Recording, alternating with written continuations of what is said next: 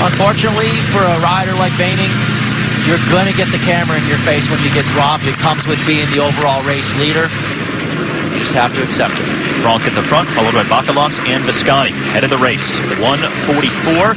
And here comes Bacalance making the acceleration. Oh, and no response at all from Visconti, who was behind him, who could see it happening. I don't know how much they have left, Franck and Visconti. Bacalance certainly looking to be maybe the strongest among any of the breakaway riders today. Meantime, the pink jersey just trying to limit the losses now. Well, as I look at that lead group of three, Visconti is the weakest man, at least on the climb. And it's all been Bacalance and Franck showing that they've got the strongest legs and the highest will as well. Boy, how about this Omega Formulato team? Pretty impressive what these guys have continued to do. Attacking time after time, day after day. Oh, here comes a move from the field. Androni Giacottoli. First move from the peloton today. And that is Ruano. Jose Ruano, the Venezuelan for Androni Giacottoli. He's been on the podium before here at the Giro back in 2005. He launches the first big move from the field with 9 kilometers left to go for the leaders. And for Euskaltel from the field, it's Mikel Nieve. But Ruano, a very good climber out of Venezuela. And we've seen Androni Giacottoli working their way towards the front of the field in the last several kilometers. Mikel Nieve just behind him in the orange for the Euskaltel team. And here comes the field. Not really riding away, it doesn't look like. Well, guys are going to pay a lot of attention right now, and they're not going to let people trickle off the front so much, I don't think. This is actually that steepest part of the course, 12% for where the breakaway is, but the field's a little bit back. Pink jersey losing time. That's Nieve, just ahead of the field, and trying to come up to the back of Ruano. And there's Pablo Lastras in the background of Movistar just getting past. So Lastras' chance for the Maglia Rosa is over. Ruano goes by him. Nieve just can't bridge across, it doesn't look like here. This Androni Giacottoli team, always a very aggressive team. Remember a couple of years ago in 2009 when Michele Scarponi was riding for them, he won 2 stages by taking it to everybody else in this attacking style of this squad. And this is back to the front of the race. Jan Bacalance of Omega Formulato. Wow. He's opened up a big gap. Just killing it out there right now. He looks fantastic. That definitely the course is leveled out a little bit right here.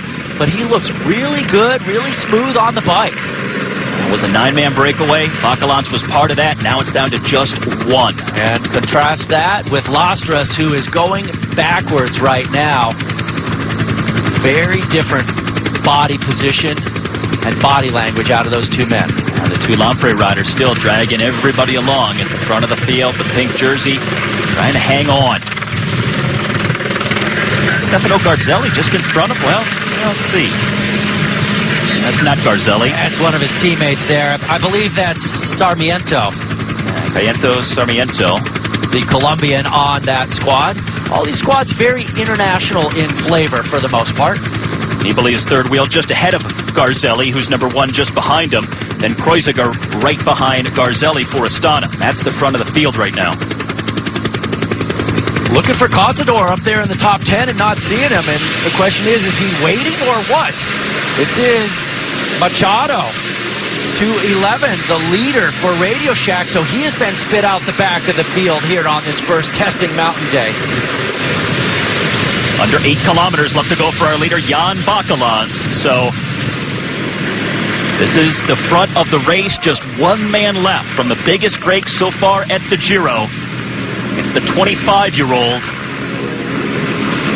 guy who won the Tour de l'Avenir, a very prestigious young riders race back in 2008. Finished outside the top 30 last year at the Giro on the general classification. But Bacalance today trying to continue this fine run for the Omega Formulato team at this year's race.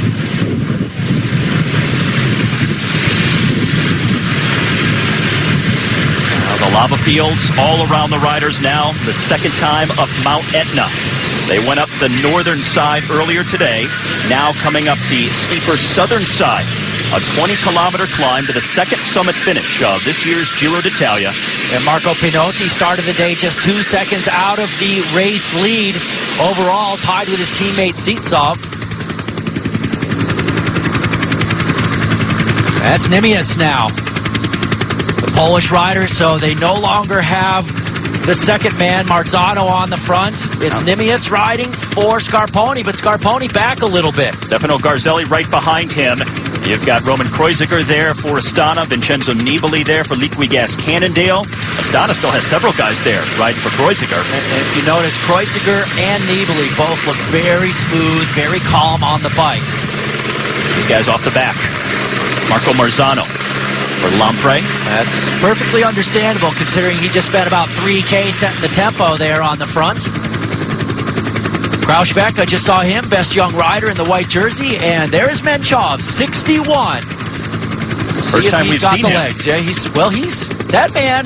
Remember when he won it in 2009? We would look for him day in and day out and almost never see him until the end of the race. Yep, finally under 1 minute with just over 7 kilometers left to go. And this is the leader, Jan Bakelants of Omega Pharma-Lotto.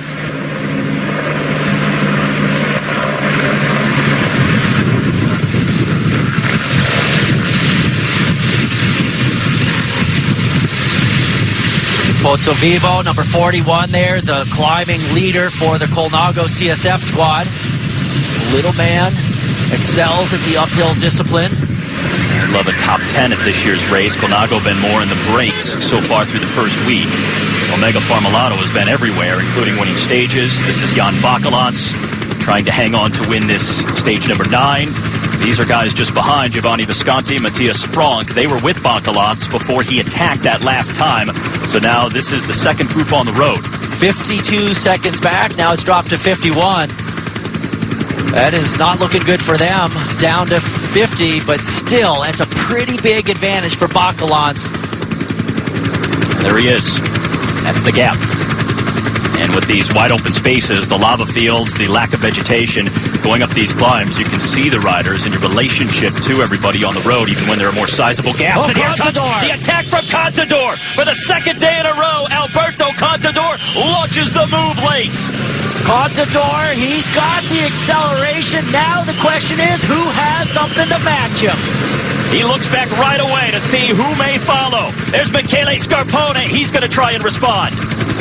Well, looks like he's responding very well. It looks like he's coming across with a big turn of speed. Where is Nibali?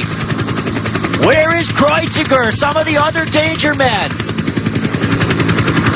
No big response behind. That's Quick Step and Lampre. Lampre rider is just going to sit in because Scarpone is attacking. There's Roman Kreuziger. There's Stefano Garzelli. There's Vincenzo Nibali, number 111. He is not responding. Wow, very interesting. You got to keep your eye, I say specifically on Nibali and Kreuziger. Well, Alberto Contador, just behind him, this man, Michele Scarpone for Lampre. Oh, Scarpone's starting to hurt to close this down. Look at how smooth Contador is, really turning the pedals over at a good rate of speed. Scarpone already starting to grind the gear. Now Contador waited till the climb got steep. He attacked. Jose Ruano, the man for Androni Giocattoli. That's Matthias Frank, BMC, being picked up by Contador. This is Michele Scarpone just behind Contador. So Contador and Scarpone ride by Frank. Very different styles, these two guys. Look at the leg speed of Contador. When you see Scarpone really kind of grinding it, probably 10 RPMs less.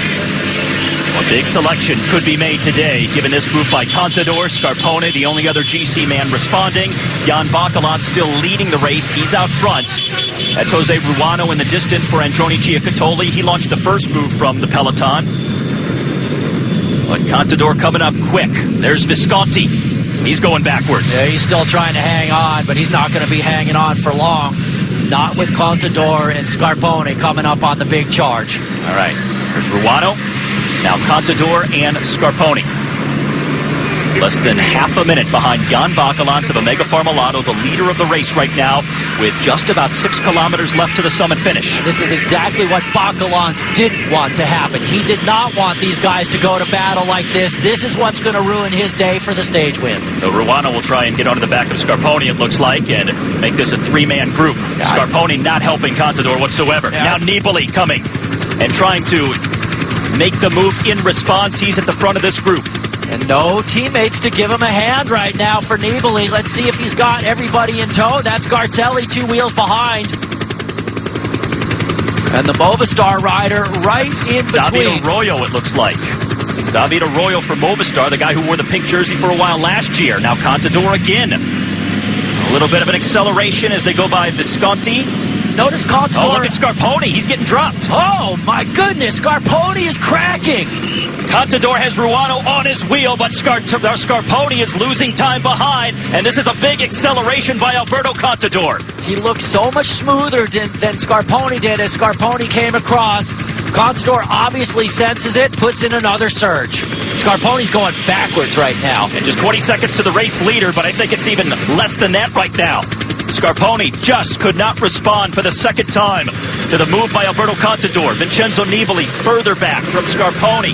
This is Jan Bakelants at the front, but just behind there's Contador and Ruano. It's all over for Bakelants. I don't see how he could possibly hang at this infernal pace that Contador is setting for very long. Alberto Contador putting himself in position to take the overall race lead by the end of the day with this move late in stage 9 up to the summit finish on the volcano Mount Etna. There's Nibali, Arroyo, Garzelli, and Kreuziger. The 4 men coming up to Scarponi now. Scarponi now has to just relax a little bit, try and come back from going so deep following Contador, get some recovery so the other men don't chop him. Look at how big this gap is. That's Bakelants right there. Contador and Ruano just went by him. Those gaps opening up very quickly after all this climbing. Remember, they've been climbing for 35 kilometers. There's a lot of road between these two and those other top GC riders. Boy, nobody accelerates like Alberto Contador. I mean, these are the best riders in the world, amongst the best, and Contador is just riding away from them. And look at Nibali on the front there, just wondering That's who might... Konstantin Sivsov, who starts the day just 2 seconds back on GC. He came up to the back of that group, and now the HTC High Road rider is getting a gap over Scarponi, Nibali, Garzelli, and Kreuziger. And it's Przemysław Niemiec on the front, the Polish rider trying to set tempo for his leader. But look at Contador continuing to throw down. This is unbelievable. Contador about to drop Ruano with 5 kilometers left to go. Ruano's going to do everything he can just to sit on that wheel and fight and try and get a stage win. Boy, an impassioned ride by Alberto Contador, saying he was suffering from allergies just a few days ago on the summit finish, but the attack late yesterday to finish second and get a time bonus. Now talking to Ruano, saying, hey, help me out. Come to the front. Let's work together. If you're Ruano right now, you say, look, buddy, it's all on you. You're riding for the GC. I'm along for the ride and the stage win. So you have Niemiec up there, his teammate Michele Scarponi, 4 wheels back, in between Nibali, Garzelli, Kreuziger, David Arroyo for Movistar, but a very reduced field. This is Konstantin Sivsov of HTC High Road, just ahead of that group, and they're going under the 5K banner. Michele Scarponi responded to the first acceleration by Contador, but then was dropped with his second move.